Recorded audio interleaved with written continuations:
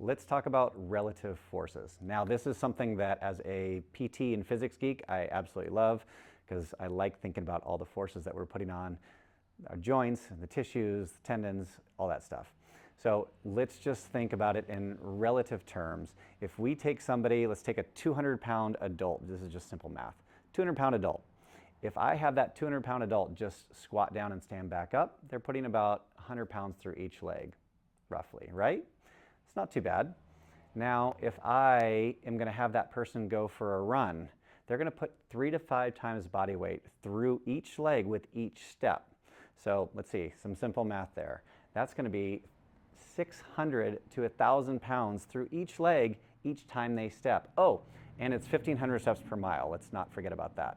So let's talk about that amount of force versus doing just a basic air squat. Now, the range of motion is a little different. I get that. But from a forces perspective, the aggregate of running is infinitely more than just having you sit down and stand back up or do a squat and stand back up.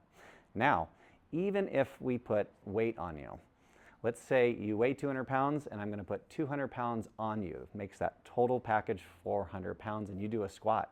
That's still going to be 200 pounds on each leg.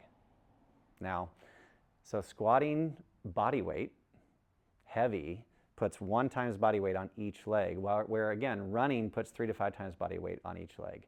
So sometimes I think, and this is why I want to explain this, that people get really caught up in like, ooh, lifting weights is dangerous. Lifting weights is scary. I can appreciate the scary if you're not used to it, but dangerous, when we start talking about forces, it's a lot more controllable compared to something like sport or even running. Again, 3 to 5 times body weight is a ton of force to be putting through those joints. And your tissues have to be super healthy to absorb all that. So do your joints. But if we can load you and train you over time, we can build those tissues up. We can build those joints up and their tolerances. We can build the capacity, the neural networks, all the really good things in training, where sometimes just going for a run could totally overrun you. So it's our job, again, as physical therapists, to figure out where you are. Is it appropriate for you to even run? What forces can your body tolerate? And then build a program around that. And same thing, if you are overrunning your tissues or your joints or anything in your training or in your activity, you're going to break down faster. And this is usually where injuries happen.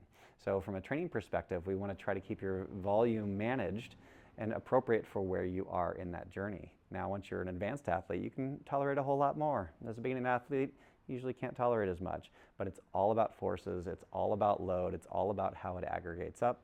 And again, that's kind of our job. But I want to tell you that we are constantly thinking about this. We're constantly trying to pull the strings and make sure that we're keeping all of our patients and our athletes in the right place so that we can manage those forces. So we should all be keeping relative forces in mind as we're setting goals for our patients, as the patients are thinking about what activities they want to go back to, and as we're building a fitness plan for a new, intermediate, or advanced athlete.